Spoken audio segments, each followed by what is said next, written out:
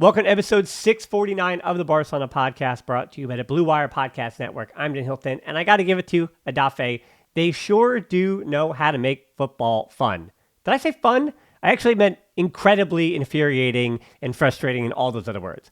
I would love to, as much as you would, to jump ahead to Tuesday for that Champions League matchup against Benfica in Portugal, where I will have the watch along on Big Up. We're going to have a ton of fun for that show. Well, I hope we have a ton of fun for that one. And I don't really have much to say for this Getafe'd match, but hey, you know that I like to do the 5 headlines, give us some things to think about, and I do have some positives, I guess, to go over. It gives me an opportunity to talk about Pedri and Kounde and Balde and some of the positives, and also lament with you just how frustrating that Getafe'd is, because they are insanely frustrating. What isn't frustrating to me is when you help me out on Patreon, which a shout out to my Messi level tier Patrons, the newest ones to that level, helping me make these shows in Nicholas and Tiana. So thank you so much to those two in particular, recently becoming Messi tier Patrons. That's how I keep making these shows. Of course, I continue to work my way up towards sponsors. You can also help me out for free by, as I said, becoming a member on Big Up for a free with an account, and also by subscribing, giving a like, a comment on YouTube, and giving a good rating on the podcast apps. All right, so that's all out of the way. We have to do it. We have to get through it. I know it's like eating concrete, but we have to do it. The 5 headlines from Barcelona's 1-1 draw with Getafe'd. Headline 1 is Kounde Continues. The goal happened for Barcelona quite early in this game in the first 10 minutes, but before that, I want to set the scene, because you know how I like to do a little storytelling here, foreshadowing for later. The grass in the Coliseum against Getafe'd was 29 millimeters. And you're saying, Dan, that doesn't matter. Who cares about that? Well, the reason why you care about that is because, as Sid Lowe reported, it is as long as is allowed. 29 millimeters is the longest maximum allowed grass length that you could have in the Liga. So that tells you that Getafe'd, not only from the opening whistle, but their grounds crew are all in on it. This is a club in complete unity. And I guess that'd be the one thing that you'd applaud about Getafe'd, is that they all seem to be on the same page. Every player, the managers, the staff, the board, the leadership, as well as the grounds crew and stadium, and everybody else seems to be on the same page. Getafe'd know who they are. So good for you, Getafe'd. That's what I'll say. Speaking of identity for Getafe'd, coming into the game, they had scored just 13 goals. Lewandowski had scored 16 on the season, and they had just conceded 16 while Barcelona had conceded 22. That goals conceded thing just let Barcelona know that they were going to be in trouble, and it's Getafe'd, so we already knew that coming in. The first foul, though, we had to wait a little bit. All the way in the 6th minute, Lewandowski gets one right on the top of the foot from Kounde Continues. Nothing malicious about that. I'm going to change my tune. I just wanted to throw that in, that the game started at least a little bit pleasant.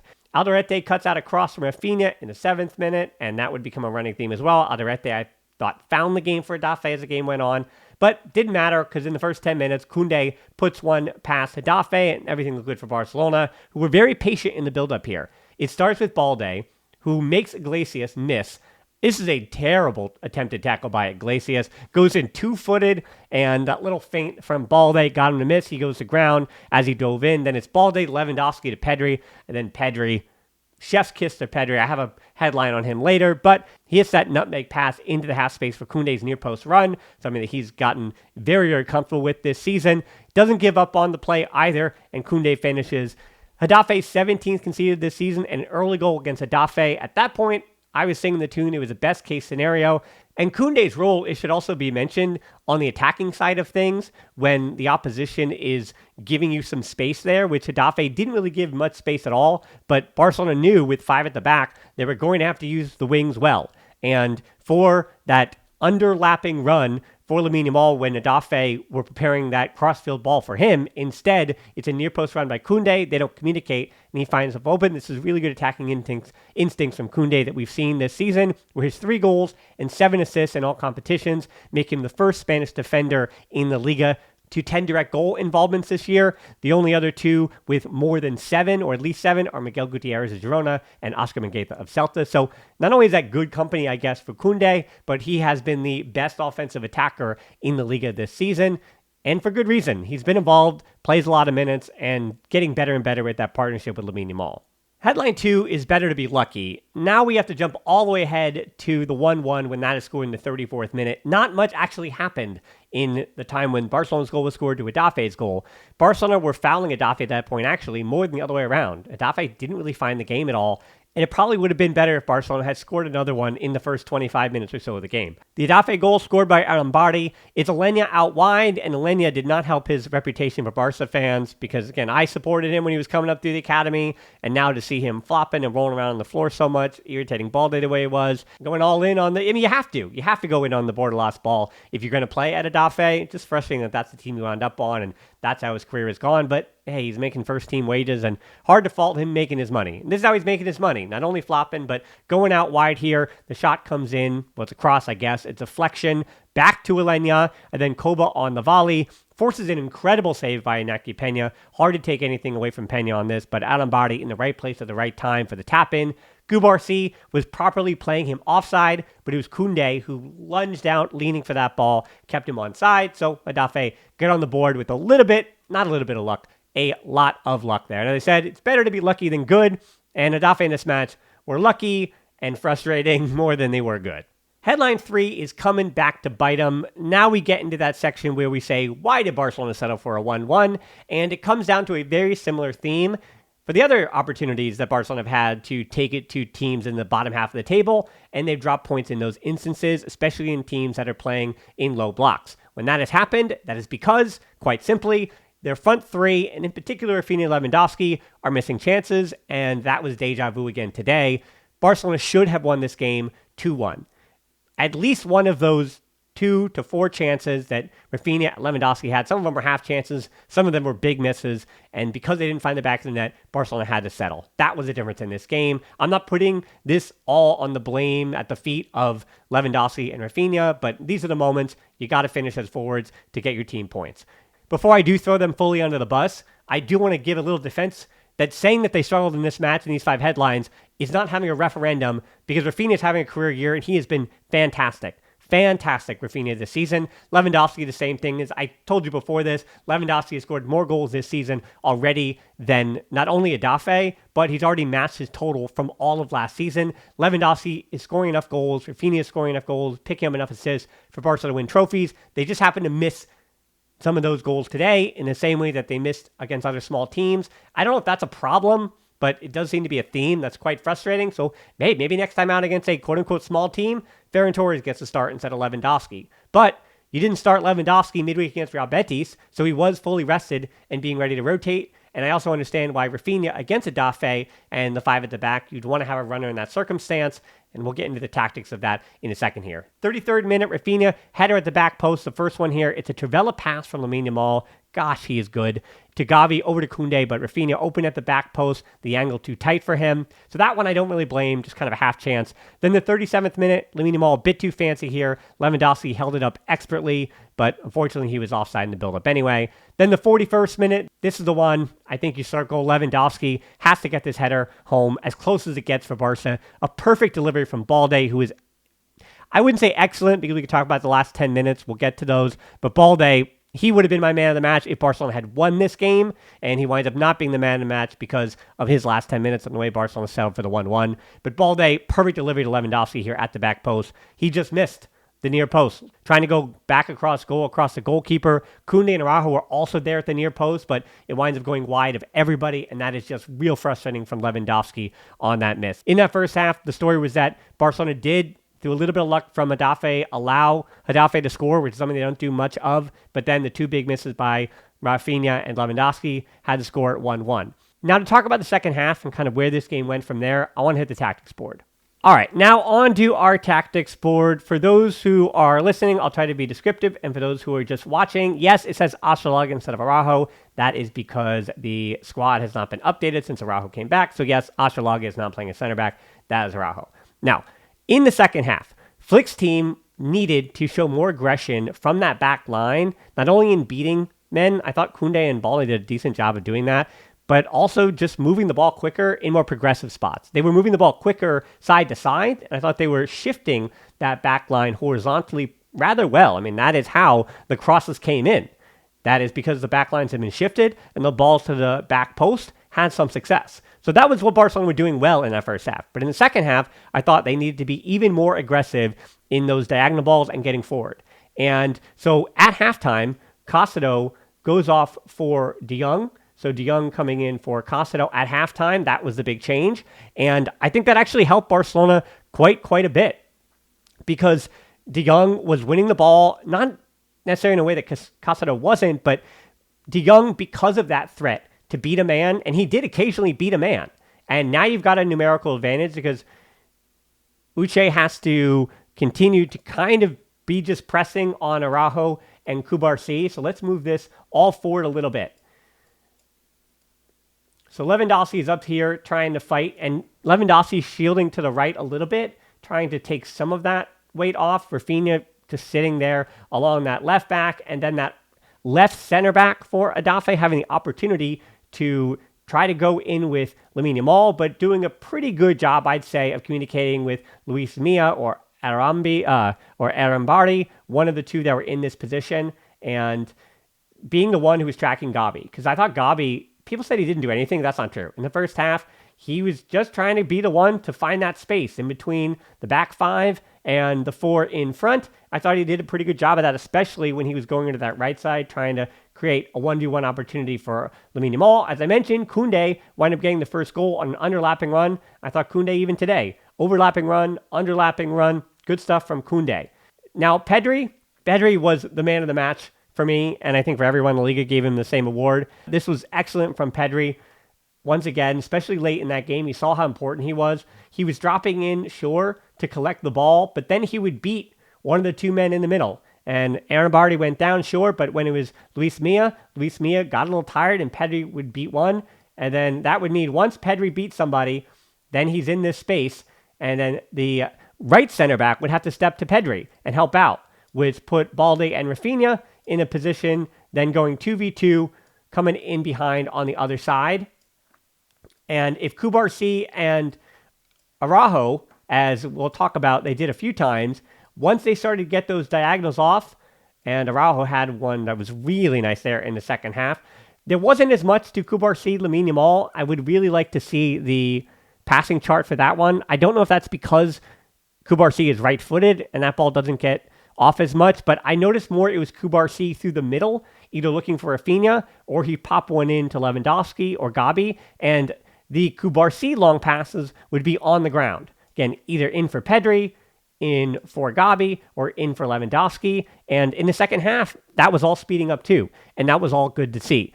Some of the moments there from that second half, 18th minute, and again, we're going all the way back here, but Lewandowski dropping in again, combining with Balde.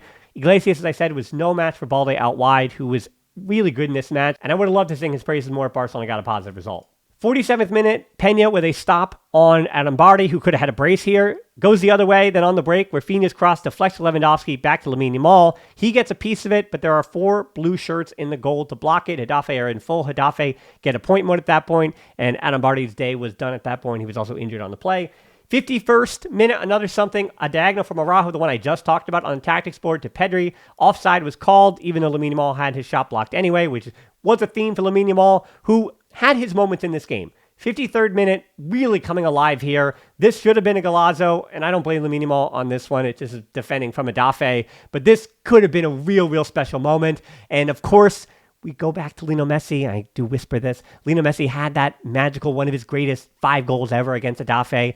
Lamine Yamal, this wasn't exactly on that level because he didn't start as deep, but this would have been a fun one for Lamine Yamal.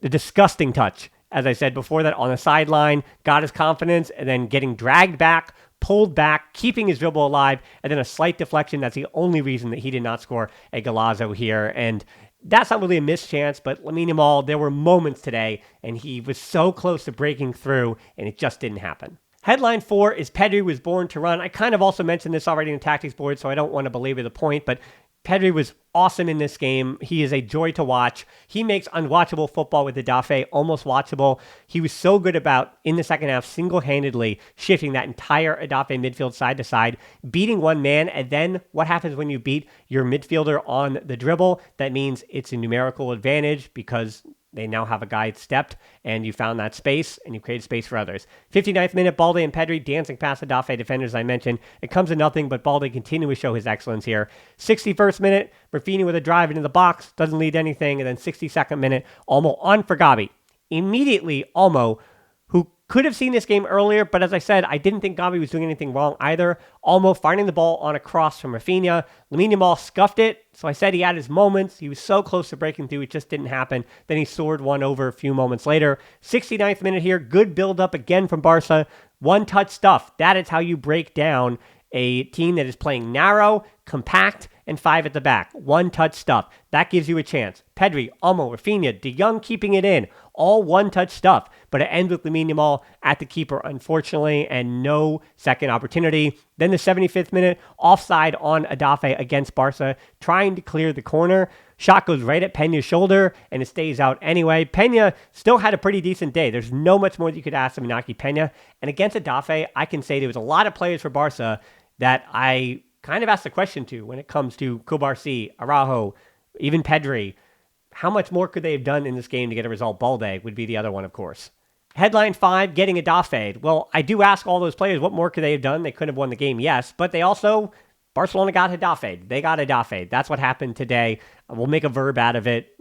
Shout out to Z-Meister on Big Up for giving the suggestion. Yeah, Barcelona just got Getafe'd, especially there in the last 30 minutes. 76th minute, Rafinha wins a free kick, doesn't lead anything. Then De Jong has one that could have been another Golazo in the game for Barca. 80th minute, fires one from deep, but it's saved by the goalkeeper, coming up big in the moments he had to. He was heading right to that top corner pocket, but goalkeeper gets a save on it. 81st minute, Kounde is probably brought down by Uche at the back post. They don't look at it, which is shocking to me that they didn't even look at it. If there was a good, reasonable explanation, and I would love to hear one, I haven't looked to see one yet, maybe these are one of those that I'm just going to kind of put my hands over my ears and saying, I don't want to hear it, because it's probably just at least should have been looked at. The fact that it's not looked at, I don't know. That's frustrating. And if you wind up leaving a controversy or a conspiracy theory down in the comments below, or hit me up on social media with one, it's going to be hard to argue with this one today. Did not like that they didn't look at it. Whether or not they wind up calling it a foul or not for whatever reason they gave, the fact that VR didn't look at it is frustrating to me. Ferran Torres on for Lewandowski. Then the 83rd minute, Lamine Yamal across Rafinha at the back post. He doesn't get this one on frame either. So this is more missed chances by Barcelona. They should have won, whether it was the header by Rafinha early on a tight angle or it was Lewandowski. His header had to absolutely hit the back of the net and it didn't. And then this one late for Rafinha as well. This one needs to be on frame for the boot of Rafinha. Just didn't get his hips around it. On the 1-year anniversary of his first team call-up, Kounde could have been a day to celebrate. Unfortunately, all I can celebrate here is a game-saving tackle on Uche. But a good day to remind you that Kounde is still just 17 years old and is just as important to this team as Pedri and almost as important to this team as Lamine Yamal. Those three, to me, are the essential trio that without those three, we saw what happened when Lamine Yamal was out. And the reason why I think Barcelona having such great results and blowing teams out is because of how good Pedri is at control and just taking that ascent to being one of the top controllers in all of modern football, for which he did late. But there's nothing Barcelona can do. Many chances coming late on in that game, but yeah, nothing to it. Then the 94th minute, this is where I roll my eyes directly into the back of my head. Balde, a little slap on the Getafe'd player who cheered right into his grill, got up into him, and deserved some kind of retribution.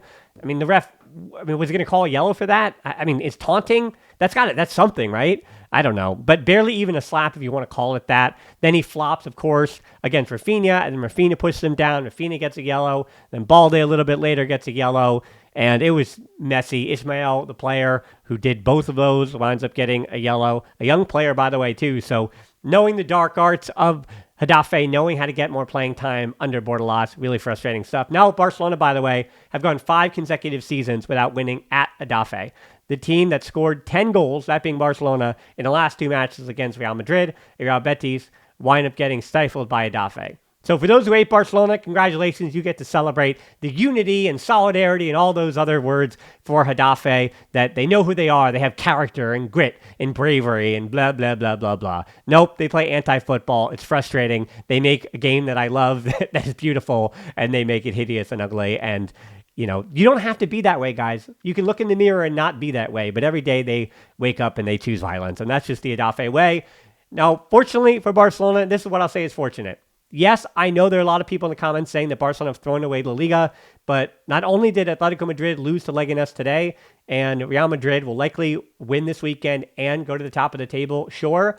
But like I said on the Big Up stream, none of those three, Barcelona, Atletico Madrid, or Real Madrid, have shown any consistency this season to pull ahead away from the other two. All three of those are supremely flawed. And I don't think Barcelona, as you've seen, is any less deep or any less flawed than Atletico Madrid and Real Madrid. All three of those teams, as they've already shown you, have the ability, if you want to call it that, to drop points throughout the remainder of this season.